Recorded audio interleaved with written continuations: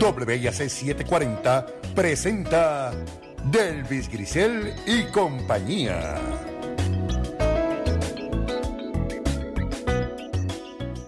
Muy buenos días, soy Delvis Grisel Ortiz. Les doy la bienvenida a esta edición de Delvis Grisel y compañía. Venezuela y sus recientes elecciones están al tope de las conversaciones esta semana. Es un tema altamente controversial donde quiera que se discute y se atribuye fraude a ese proceso electoral, además de que Maduro se encuentra fichado en la categoría de dictador. Hay variedad de opiniones y no tenemos la información suficiente para entender la situación de Venezuela, un país rico en petróleo. No se puede perder eso de vista. Por eso, en nuestra conversación de hoy, pretendo que hagamos un poco de historia para entender cuál es la realidad de este momento y a quienes le conviene que se cree un caos. También hablaremos de la visita de Netanyahu a Estados Unidos y de las conversaciones en China de las 14 organizaciones palestinas que decidieron la formación de un gobierno de unidad nacional para poner fin a la división y se comprometieron a fortalecer la reconciliación y su determinación de adherirse a los intereses nacionales. Así que el plano internacional está más que fascinante. Y dice mucho de lo que somos los seres humanos. Y que en estas semanas hemos tenido tantas manifestaciones que podemos hacer análisis realmente profundos, sobre todo aquí vamos a trabajar mucho con la cosa política, pero también la cosa sociológica es fascinante en todos estos procesos. Y hay algo que les voy a adelantar porque estoy cocinando algo que me interesa muchísimo, que es tener una conversación más adelante. Lo que pasa es que no he podido todavía formar el panel tal y como lo quiero para hablar de la apertura de los Juegos Olímpicos en París. Yo creo que eso se fue así. Una gente dijo me gustó mucho, otra gente empezó a hacer unas críticas increíbles y en realidad eso es un aspecto de tanta y tanta humanidad que dice tanto, y ese evento dijo tanto de lo que somos en este planeta, en este momento histórico, que de verdad que les prometo que próximamente, próximo, estoy organizando un panel para hablar de eso desde la perspectiva sociológica. Pero bueno, vamos a lo que vinimos. Tengo a Carlos Rivera Lugo en la línea. Buenos días, Carlos, ¿cómo estás? Muy buenos días. Bien, sí. Qué bueno, pues. ¿Y ustedes? ¿Ustedes bien? Estamos muy bien. José, aquí. Saludos, José. Saludos, Carlos, ¿cómo estás? Qué bueno estar aquí contigo y con Delvis. Así que estos profesores, Carlos Rivera Lugo y José Martínez Borrás, son mi compañía en la mañana de hoy para conversar de estos temas, pero en forma profunda, que hagamos un recuento histórico de cómo se ha movido esto y por qué hemos llegado a este momento histórico con estas discusiones y estas aseveraciones que hemos tenido desde el domingo para acá en todos los medios de comunicación, en los periódicos, en todas partes, con visiones muy distintas unos de otros. O sea que aquí no hay, mirando desde afuera, realmente no hay un consenso de qué fue lo que pasó allí. Pero pasa que el que nadie sabe lo que hay en la olla, nada más que el que la menea. Pero bueno, vamos a escuchar lo que Carlos Rivera Lugo nos tiene que decir para que nos haga un poquito de historia y nos ponga en contexto. Adelante, Carlos. Muy bien. Venezuela en el ojo del mundo. Primero, exacto. El ojo del mundo. Es un ojo bastante parcializado. Es el mismo ojo que nos dice que en Gaza no está dándose un genocidio y que la Corte Internacional de Justicia y todos los demás que dicen lo contrario, pues no saben de lo que están hablando. Es el mismo ojo que mira el mundo y entonces nos transmite la idea de que China es una gran amenaza para la humanidad y que por lo tanto hay que convertirla en un objetivo de una posible tercera guerra mundial. Es el mismo ojo que mira el mundo y dice que en Ucrania nadie provocó a Rusia para que entrara. Rusia entró porque quería. Ahí no hubo provocación alguna, aparte de que la OTAN tiene todo el derecho, según ese ojo, de dominar sobre el mundo, de expandirse por todo el planeta. Yo creo que es el ojo de Joe Biden, por ejemplo, cuando él le decía a George Stephanopoulos que Estados Unidos es el país esencial, es el país necesario para gobernar sobre el mundo. Y yo creo que eso es lo que hay en el fondo de esto de Venezuela en el ojo del mundo en estos momentos. Desde la victoria de Chávez en 1999, producto de lo que fue la primera gran rebelión civil, insurgencia civil en las calles de Caracas y otras ciudades de Venezuela contra el modelo neoliberal, es decir, mientras en Europa daban la bienvenida al colapso del socialismo real, en Venezuela era que se levantaba contra ese nuevo orden que se pretendía que iba a ser el fin de la historia, un nuevo orden universal del que no había salida alguna ni alternativa. Y los venezolanos pues dieron un ejemplo llevando en el 1999 a Hugo Chávez Frías a la presidencia. Hugo Chávez Frías entonces se planteó la refundación constitucional de Venezuela, partiendo de la premisa de que los tiempos para las grandes insurrecciones armadas, como la de los bolcheviques en San Petersburgo, ¿verdad? O de la guerrilla del movimiento 26 de julio en Cuba, porque ya no era lo que estaba en la agenda del día, que lo que estaba en la agenda del día era ver de qué manera se podían estructurar nuevas instituciones, nuevos procesos que realmente respondiesen al poder constituyente, que es una idea que ha estado muy presente en lo que es toda la teoría constitucionalista, tanto de Bolívar como de Martí, como del propio Hostos, ¿verdad? Que entendía que en ese sentido, a diferencia del modelo liberal que nos impusieron un poco desde Europa, pues es un modelo que está asentado sobre la voluntad popular, es decir, el pueblo como el poder constituyente. Y entonces, el problema con ese es que el pueblo constituyente era un pueblo en el 80% pobre. Era hecho de trabajadores, campesinos, gente que hasta ahora no habían sido tomados en cuenta en Venezuela bajo todos los gobiernos anteriores.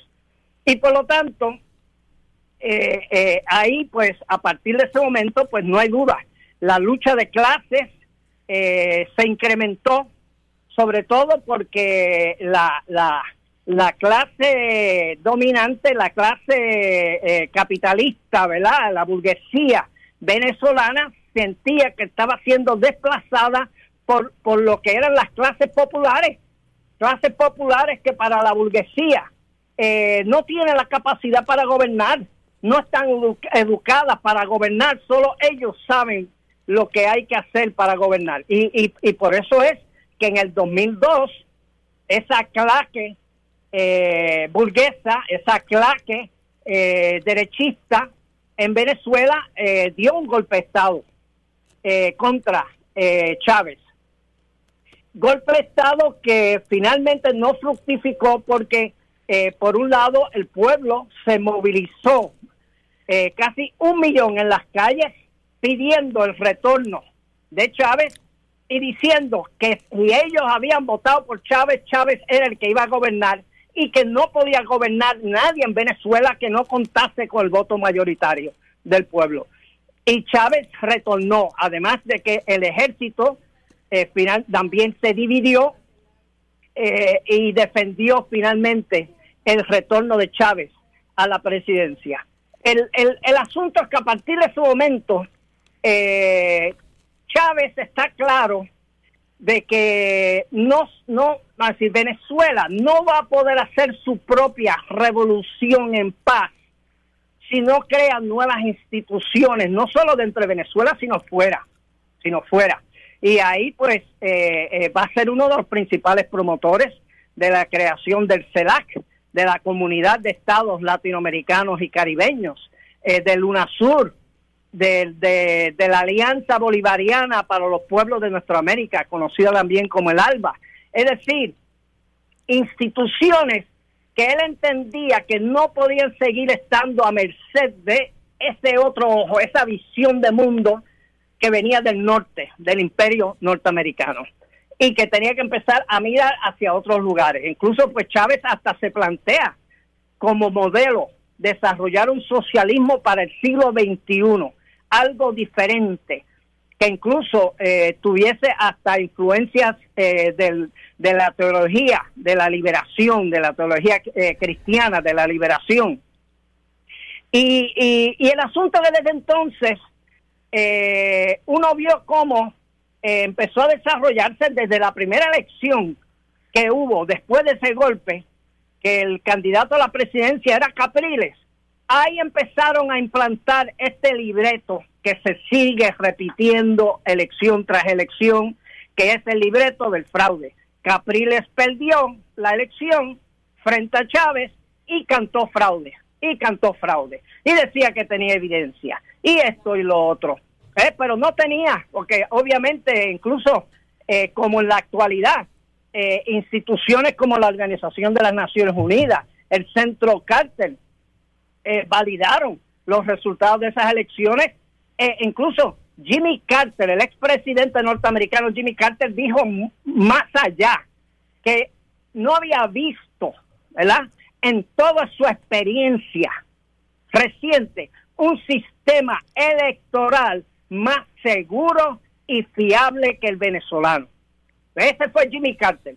Y entonces, pero todo eso continuó, luego viene obviamente pues la muerte inesperada, ¿verdad?, de Chávez, bajo circunstancias altamente sospechosas, un cáncer que terminó con su vida rápidamente, ¿verdad?, y que surgió de la nada.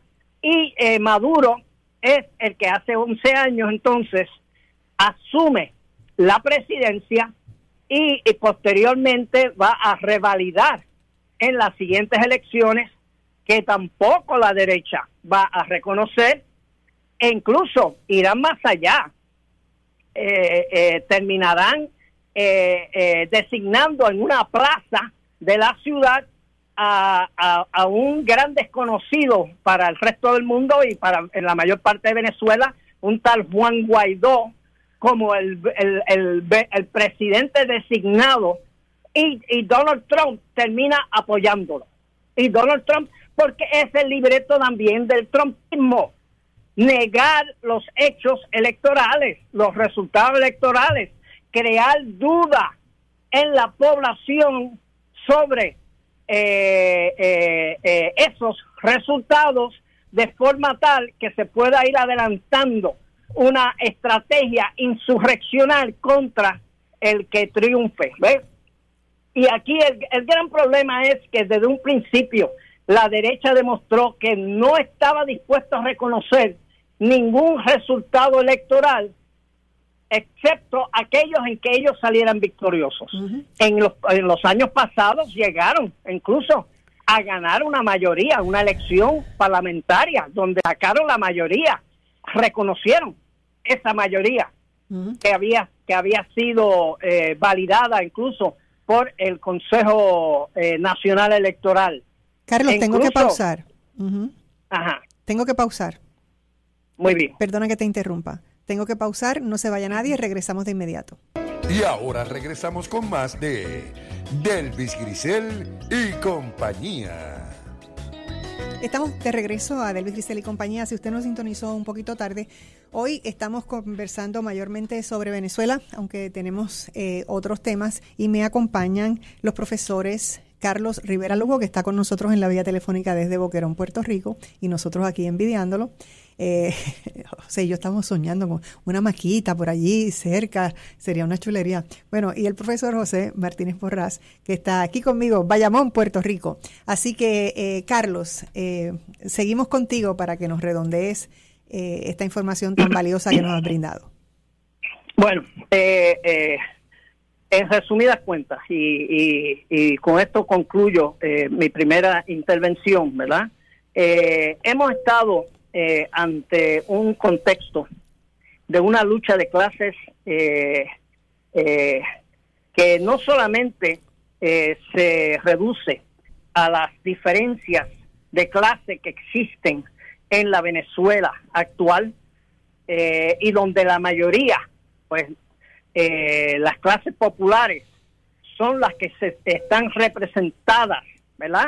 Sus intereses mayormente dentro de la revolución bolivariana que presidió Chávez primero y ahora Maduro, sino que también hay que entender que estamos en un contexto de una guerra híbrida que Estados Unidos, como tiende a hacer siempre, como ya ha hecho con Cuba, como está haciendo en Nicaragua y ahora, y también pues con mayor afán, ¿verdad?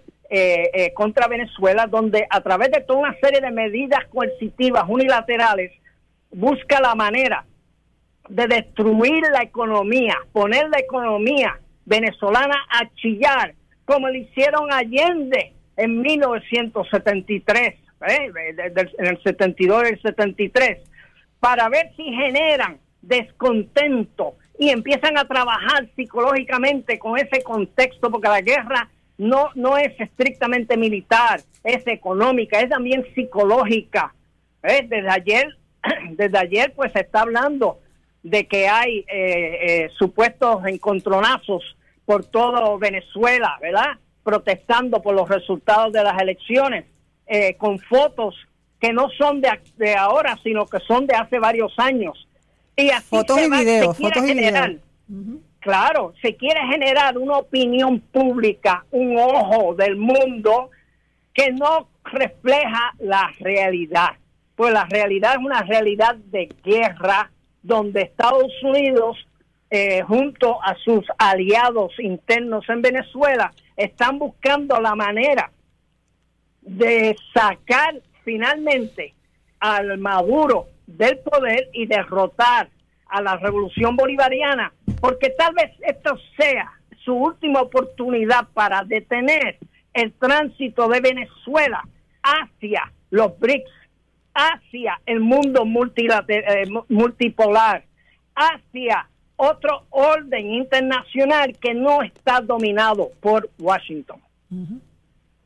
José, tus pensamientos. Sí, gracias, Carlos. Sí, por excelente trasfondo, ¿verdad? Y profundidad en el análisis. Yo creo que eso último que él menciona es importante, quizás en la conclusión, pero de alguna manera se puede arrancar con eso, ¿no? Si uno se remonta un poco a las elecciones del 2018, ¿verdad? Las que hubo en Venezuela, había una situación realmente geopolítica muy diferente, ¿no? Y obviamente sí estábamos pasando ya en ese momento por una gran transición. No olvidemos, ¿verdad? Luego el impacto también de la pandemia, eso que impactó mucho también a Venezuela, y igual que al resto de la región. Pero sí hemos visto una tendencia a un cierto nivel de mejoría económica. Hay gente que está hablando de que se ha implementado una especie de modelo chino en Venezuela, etcétera, ¿verdad? Habría que ver eso en más detalle. Pero evidentemente eso ha podido quizás consolidar un poco la base de lo que entonces sería el Partido Socialista Unido de Venezuela, que entonces es ¿verdad? Que quien gana las elecciones bajo la dirección de Nicolás Maduro. Así es que yo creo que si nos continuamos, ¿verdad? Este análisis un poco de remontar a lo que ha pasado, esta sería desde que gana, llamémosle la revolución bolivariana, ¿verdad? Que yo creo que eso es un mejor término que inclusive el chavismo, que solamente se enfoca en Chávez, sino realmente un proceso aquí de pueblo mayor y de una tradición histórica en Venezuela, de una conciencia, ¿verdad? Como pueblo, etcétera, y de, que muy bien Carlos lo explicó, un impacto muy grande con lo que fue el Caracazo entre el 89 y 90, ¿no? Y cómo eso empezó a cambiar, y de hecho fue organizando una alternativa electoral que en aquel momento se llamó el Movimiento Quinta república, ¿no? Y entonces eso fue, Chávez se convierte prácticamente en su líder, pero era una coalición de diferentes grupos que entonces ya en los años 2000 se consolida ya como un partido específico, ¿no? Así es que si nos remontamos a la época desde que gana Chávez en el 99, y luego entonces también el proceso de la constituyente, etcétera, a hoy en día estamos hablando de alrededor de 30 elecciones, entre elecciones presidenciales, municipales, legislativas, plebiscitarias, referéndum revocatorio. ¿Qué es lo que estoy tratando de decir con esto? Que estamos viendo un país que está sumamente movilizado, donde hay un gran nivel de participación y toda una serie de eventos electorales. Inclusive, si quieres llamarlo oficialismo, han perdido algunos de esos eventos electorales, como mencionó Carlos, particularmente la legislatura. Entonces gana la oposición y tienen la mayoría, y entonces intentan utilizar eso para proclamar entonces a Juan Guaidó como un ¿cómo se puede decir? Como un presidente electo. Pero bueno, sabemos que básicamente todo esto era un plan que se había orquestado con anterioridad, y en ese momento yo creo que si miran que ya estaba Trump en el poder, mira entonces lo que fue, digamos, una táctica particular para llevar entonces en ese momento un golpe de Estado que pudiese entonces acaparar el poder. Carlos habló también de la del 2002. La del 2002 fue entonces específicamente directamente contra Chávez. O sea que sí podemos ver una tendencia de desinformación, de guerra híbrida, etcétera, ¿no? Así que yo quiero recalcar eso, no solamente la cantidad de eventos electorales que ha habido en Venezuela ya desde el triunfo del bolivarianismo, si prefieres llamarla así, y entonces inclusive hablar sobre el sistema electoral, ¿no? El sistema electoral es uno de los más, primero que es uno de los más organizados que hay, ya ha sido vaticinado por diferentes organizaciones internacionales y diferentes organismos no gubernamentales en relación a su rigurosidad. Si es que, por ejemplo, tú tienes un proceso en el cual tú tienes que identificarte con tu huella, tú recibes entonces un recibo que tiene tu voto, y entonces eso también tú lo echas en una urna, y por ende hay 3 métodos de verificación del proceso democrático, ¿verdad? Yo quisiera que implementemos aquí algo similar, y quizás ese es un modelo a imitar y no necesariamente a criticar. Entonces dejarían de votar los muertos aquí, ¿verdad? Y podemos inclusive entrar al tema de que esto también está causando un revuelo aquí en Puerto Rico. No sé si quieran tocar eso, pero bueno.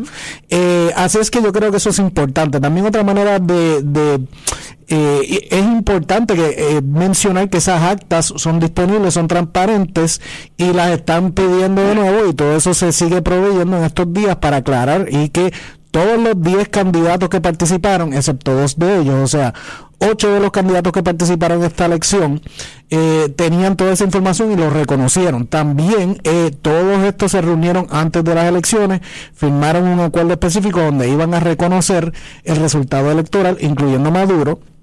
Y los únicos que no fueron a firmarlo fue el candidato de esta señora, de Marina, ¿cómo se llama ella? Corchida, ¿es que se llama ella? María Corina Machado. Dona María Corina Machado, es correcto, que solamente si entramos el tema de ella, yo creo que sería interesante, lo podemos mencionar. Así es que el candidato, ¿verdad? Que ella básicamente pues postula, digamos la derecha, que entonces ya estaban dando los indicios y ya estaban hablando con anterioridad de que iban a rechazar el voto, iban a rechazar el resultado final y lo iban a aclarar como fraude, como lo han hecho entonces por lo general por los pasados, por lo menos desde la elección de Capriles. Si vamos a esa misma elección que Carlos mencionó, podemos ver una tendencia también que tú puedes decir, bueno, el voto oficialista ha ido decayendo un poco, ¿verdad? Que por aquí tengo algunas de las estadísticas, pero también la base de esa derecha ha ido decayendo. Históricamente, muchas veces inclusive no han querido participar de las elecciones porque pues se preveía que en una elección abierta pues no iban a triunfar. Y por ende, entonces, tienes una derecha que históricamente está totalmente no tiene una organización ni tiene una base totalmente sólida que les permita ganar una elección, y por ende, ¿verdad? Pues la única manera es o boicotear y decir que es que boicotearon, y por ende pues no iba a ser una elección fidedigna, o por otro lado participar, posiblemente perder la elección y entonces después declarar que es fraude. O sea que lo que quiero decir, ¿verdad? Es que si vemos aquí ya toda una serie de hechos en relación a lo que pasó del domingo, podemos ver, inclusive antes del domingo, podemos ver entonces definitivamente una especie de libreto en relación a lo que iba a pasar en la elección. Así que a mí me parece que la evidencia está bastante clara. Yo creo que las actas se seguirán haciendo disponibles hoy, entiendo, y en estos días se seguirá haciendo eso más transparente. Sabemos que había, creo que miles de observadores internacionales, que creo que la palabra que se está utilizando ahora, quieren salir de esa palabra como colonial y creo que le quieren llamar acompañante electoral, para observador suena, ¿verdad? Como veedores también. Veedores electorales, exacto. Sí. Por lo que entonces estamos hablando de miles y miles de observadores o veedores electorales, ¿verdad? Como prefieras llamarle. En otras palabras, yo creo que se ve claramente, ¿verdad? Que hubo un proceso legítimo. Habrá que ver si aparece algún otro tipo de evidencia a lo contrario, ¿verdad? Y obviamente la derecha está diciendo que tiene muchísima evidencia y creo que están diciendo que ganaron por sobre 40 puntos. O sea que tú tienes que demostrar ahora algún tipo de fraude en el cual tú puedas demostrar que ese nivel de diferencia se dio, ¿verdad? Y a mí me parece que eso va a ser difícil, particularmente cuando el sistema electoral pues entonces es tan transparente en ese contexto, ¿verdad? Y es tan riguroso. Sobre 40 puntos, ¿tú te imaginas? Eso es lo que están diciendo. O sea, que no se sabe contar. No, con la boca es un mamey. Es correcto, y a sí. al proceso que describió José, ¿verdad? Que se da en la votación. Al final, cuando se cierra el colegio y se tabulan los votos, el sistema, ¿verdad? Imprime automáticamente una copia de todo para cada uno de los representantes de los partidos que están participando en la contienda electoral. Es decir, que la oposición tiene copia de lo que fueron los votos en cada uno de los colegios electorales. Algo que no pasa aquí, ¿verdad? Algo que no pasa aquí. Es que por eso es que a mí y de eso pues comentaremos más adelante, que se compare lo de Venezuela con el sistema que ha impuesto aquí, ¿verdad? El PNP, pues a mí me alarma, ¿verdad? Que se aleguen cosas tan disparatadas, incluso por gente que uno esperaría un poco más de ilustración, ¿verdad? Uh-huh. Y en cuanto a estos temas. Seguro. Sí. Tengo que pausar. Regresamos de inmediato y seguimos hablando de Venezuela. No se vaya nadie.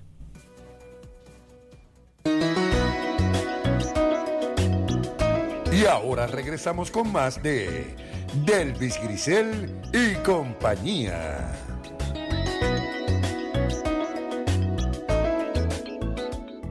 Estamos de regreso en Delvis Grisel y compañía y continúo esta conversación con los profesores Carlos Rivera Lugo y José Martínez Borrás. ¿Tú quieres decir algo antes que cambiemos de tema? Sí, o sea, yo creo que podemos atar el tema porque tenemos pendiente lo de el discurso de Netanyahu y entonces las facciones palestinas en Beijing, ¿verdad? Para hablar un poco de eso. Pero en relación, Adriana aquí me hizo la pregunta sobre qué relación puede haber entre lo que está pasando en Israel-Palestina y la elección en Venezuela. Bueno, sabemos que por un lado el gobierno de Maduro, del Partido Socialista Unido Venezolano, pues reconoce el Estado palestino y obviamente pues está en contra del genocidio, todo esto, pero la candidata de derecha, bueno, ya no es candidata, pero la líder intelectual de la derecha, ¿verdad? Que ahorita lo mencionamos, María Corina Machado, ha hecho pronunciamientos a favor de la invasión de Venezuela por Estados Unidos y por Israel. Y ella ha tratado de hacer contactos, inclusive me parece que hace como 3 meses intentaron hacer un acuerdo de partidos, ¿no? El partido de la derecha con el partido Likud de Netanyahu en relación, ¿verdad?, a todos estos temas. O sea, que lo que estoy diciendo es que evidentemente eso ha sido parte, porque ella está representando esta facción de la derecha internacional que está apoyando el genocidio en Israel y en Palestina. Y de alguna manera pues tienen esta agenda, ¿no? Entonces tú ves este tipo de internacionalismo de esta derecha extrema que inclusive ella pues entonces ha llamado por esa invasión, ¿no? Inclusive de Israel a Venezuela, ¿no? O sea, cosas tan absurdas como esas, pero a la misma vez sumamente peligrosas. Así que quería apuntar eso. No sé si entonces Carlos, le damos el espacio a Carlos para que mencione lo del discurso de Netanyahu. Sí, adelante Carlos.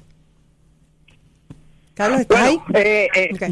Yo te confieso, hablar del discurso de Netanyahu te revuelca el estómago. Ay, sí, y como acabo casi de desayunar poco antes de entrar al aire. Pero el problema es que ¿de qué nos da testimonio? ¿Verdad? El discurso de Netanyahu ante el Congreso de los Estados Unidos. Cómo el Congreso de los Estados Unidos se ha convertido en un cómplice abierto del genocidio. Y no solo eso, sino de las mentiras en que se basó el discurso de Netanyahu ante el Congreso, porque vuelve a hablar de los bebés que fueron quemados vivos por Hamas, de las mujeres violadas por Hamas, cosas que ya han sido desmentidas por investigaciones independientes e incluso de ahí mismo de Israel, ¿ve? Pero él sabe que es como Trump. Eso es lo que permite mantener movilizado y fanatizado a sus huestes, a sus adherentes, ¿verdad? Y pintar al otro como el diablo, ¿verdad? Pero es que además lo que acabas de describir, Carlos, que él dice sobre los niños quemados y todo lo demás, es exactamente lo que él ha hecho, triplicado, cuadriplicado. Claro. O sea, por miles y miles y miles y miles, lo mismo. O sea, no tiene moral. Lo que sí está documentado históricamente, ¿verdad? Es como hace un tiempo un grupo de los llamados colonizadores en el margen occidental sí secuestraron un bebé a una familia palestina y la metieron en un horno de una panadería y todavía festejan con fotos ese hecho. Vamos, es impresionante, tú sabes. Por eso que te digo, el ojo del es mundo, es un descaro. Tiene catarata, ese ojo del mundo que no le permite ver lo que realmente está ocurriendo, ¿ves? Y yo creo que el problema con Netanyahu en esa comparecencia ante el Congreso es que él no demuestra voluntad alguna de poner fin al conflicto, todo lo contrario. Él le pidió al Congreso de Estados Unidos que lo armaran para él elevar la guerra y destruir a todos sus enemigos, que ahora que no son solamente Hamas, es también la autoridad palestina en el margen occidental, en Cisjordania, es también Irán, es también ¿cómo se llama? Hezbollah, es también los Houthis en Yemen. Es decir, este hombre tiene una visión tan violenta de lo que son las posibilidades históricas de Israel, que solo ve adelantando la causa israelí a través de una ampliación de la guerra, ¿ves? Y eso pues le presenta a Estados Unidos serios problemas, que si bien es cierto, no públicamente no apoyan esos planes de expandir la guerra, pero como han estado tan sumisos bajo Biden, y estamos hablando de un Biden que públicamente ha dicho y reiterado una y otra vez que él es sionista, que él es un sionista, que no acepta bajo ninguna circunstancia que se caracterice a Israel como genocida, él entiende que todo eso es una guerra justa, contra los palestinos, y incluso hasta el dulcecito ese que tira ahora de que sí, que ellos quieren ver en un futuro próximo que se empieza a negociar hacia la creación de 2 estados palestinos, pero ya Israel ha cerrado la puerta a la creación de un estado palestino al lado suyo, entonces, y nadie quiere hablar de eso. Europa no quiere hablar de eso, Estados Unidos no quiere hablar de eso. O sea, han creado un monstruo, y el problema es que yo no veo otra manera de derrotarlo que no sea, por un lado, que finalmente tomen conciencia aquellas fuerzas en las que Israel se apoya para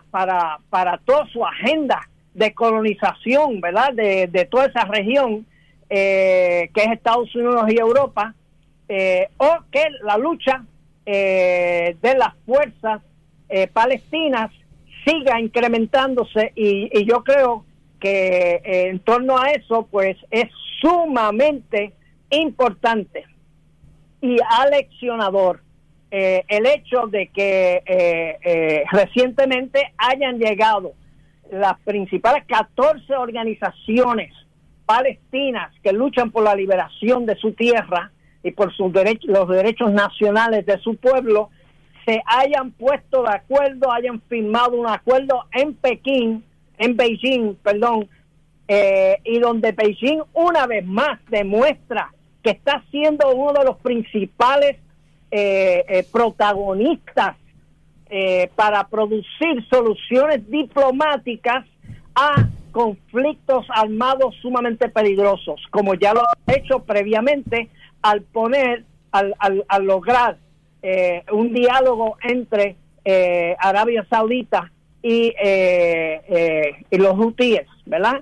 Que puso fin a esa guerra, Yo creo que en ese sentido, esa unidad de la que José, yo creo que puede dar mucho más detalles, entonces, yo creo que es un gran adelanto para la causa palestina, que hasta ahora Israel se estaba aprovechando de la división, porque había contribuido a profundizar las divisiones internas de los palestinos, porque en la medida que estuvieran divididos se le hacía más fácil a Israel imponerse, ¿verdad? Imponer su proyecto colonizador, genocida y de desplazamiento étnico. Bueno, voy a pausar ahora porque estoy tan y tan cerca de la pausa que no quiero entonces interrumpir a José. Así que vamos a la pausa y regresamos de inmediato. No se vaya nadie. Un saludo a Carlos Severino que nos está escuchando. Regresamos de inmediato. No se retire. En breve regresamos con más de Delvis Grisel y compañía.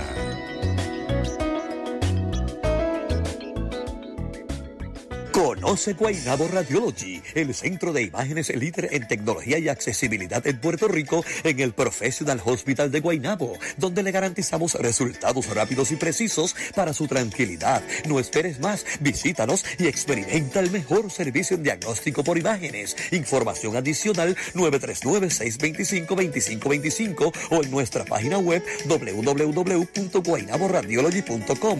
Guaynabo Radiology, la elección acertada para tu salud. Puerto Rico exige escuchar a los protagonistas de las noticias y a expertos en las diferentes áreas que afectan a la isla. El periodista José Ángel Cordero. Su pasión, dinamismo, experiencia y credibilidad llegan a WIAC y toda su cadena. 7:40 en la mañana, de lunes a viernes, de 6 a 9 de la mañana.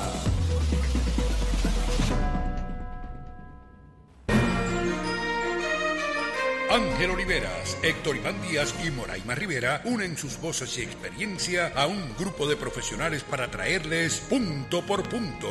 De lunes a jueves a las 12 del mediodía, por aquí, por WIAC 740 San Juan, WISA en Isabela y WIAC en Cabo Rojo. Y en internet por www.wiac740.com.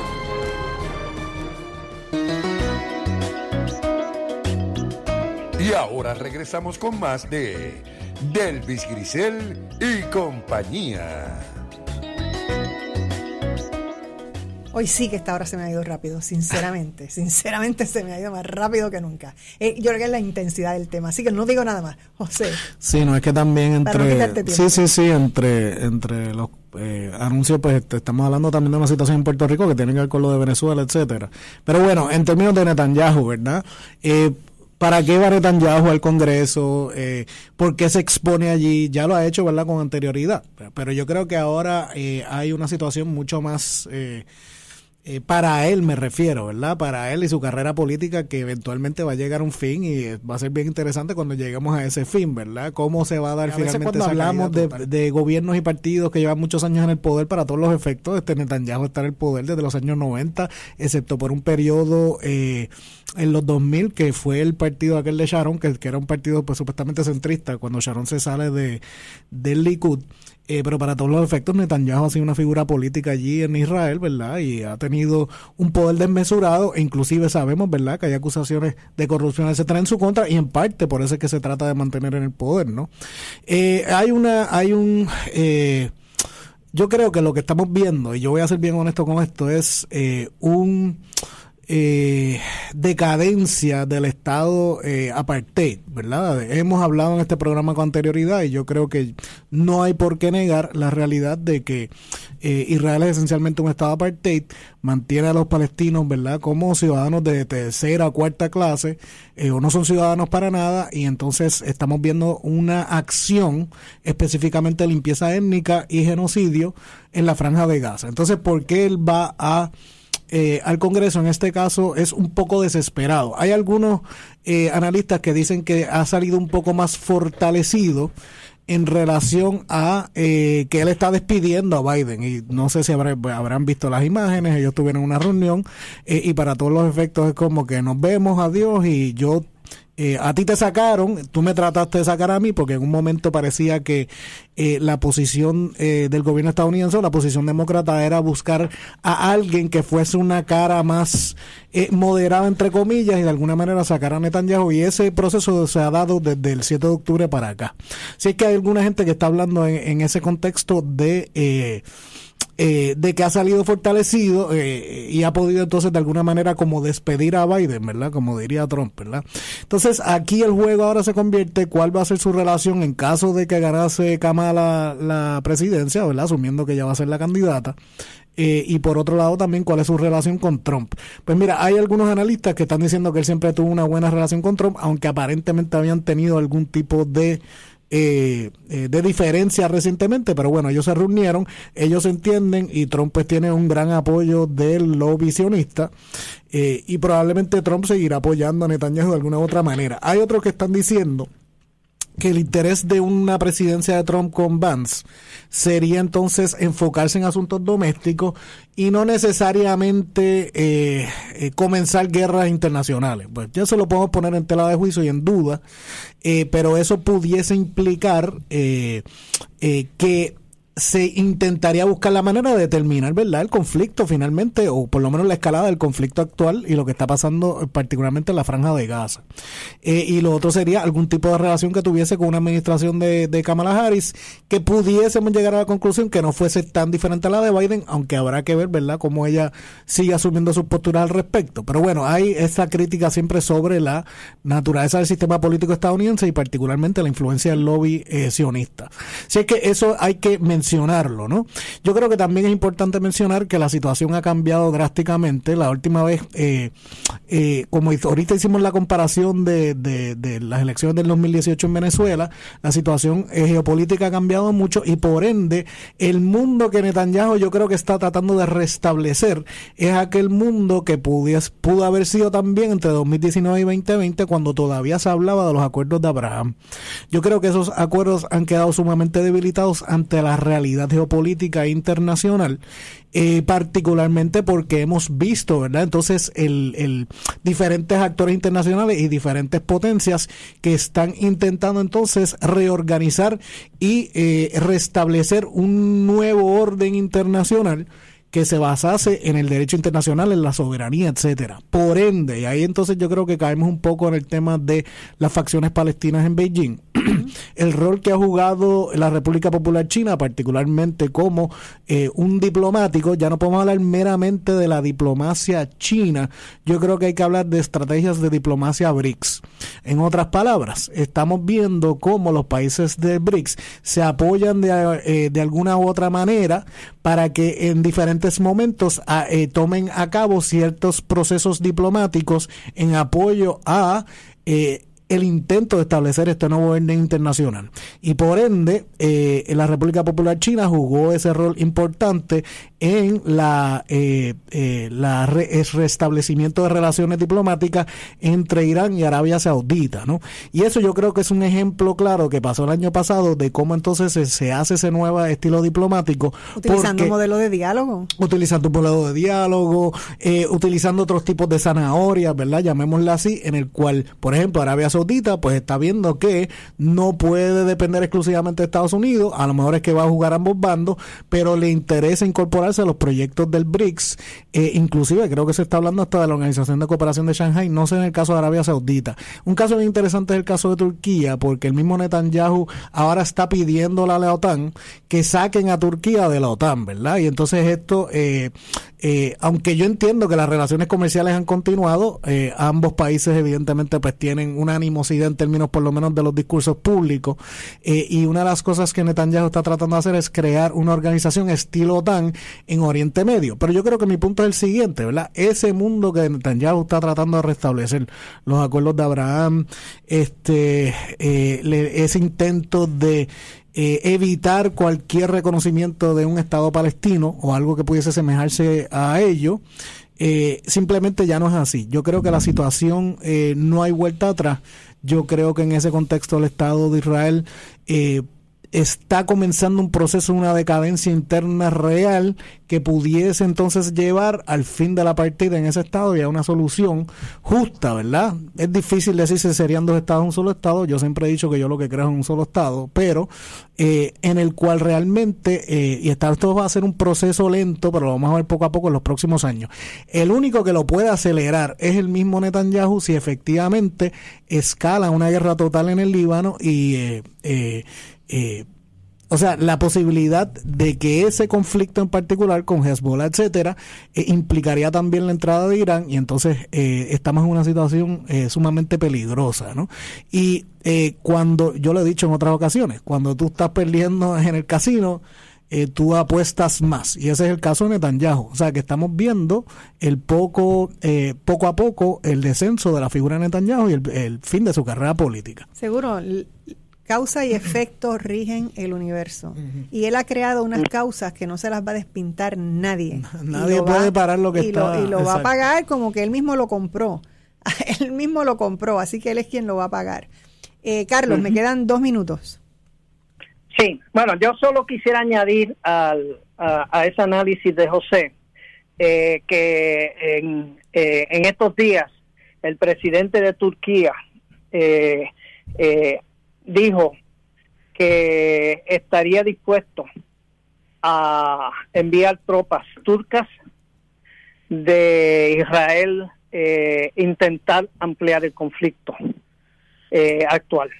Y eso significa que si Israel intenta invadir el Líbano, yo creo que se va a encontrar con algo más que Hezbollah, con algo más que las fuerzas armadas del propio Líbano, que no son iguales, ¿verdad?, a Hezbollah, pero que algo es algo. Pero y también, como decía José, con Irán, que ahí pues Irán estaría considerando cómo será su intervención en esa guerra, y parece que Turquía también estaría considerando ver cómo entonces interviene para detener lo que obviamente sería un intento por ampliar la dominación israelí, geopolítica israelí en la región, y creo que eso tendría graves consecuencias, y no sé cómo respondería Estados Unidos a esa posibilidad. Yo no creo que puede verlo con buenos ojos. Yo estoy de acuerdo contigo, Carlos. Yo creo que esto es un problema para Estados Unidos real, ¿no? Donde ya Estados Unidos tiene que tomar una decisión si efectivamente el régimen canalla que está matando y cometiendo genocidio, tiene que haber alguna manera de terminar, ¿verdad?, con la escalación del conflicto.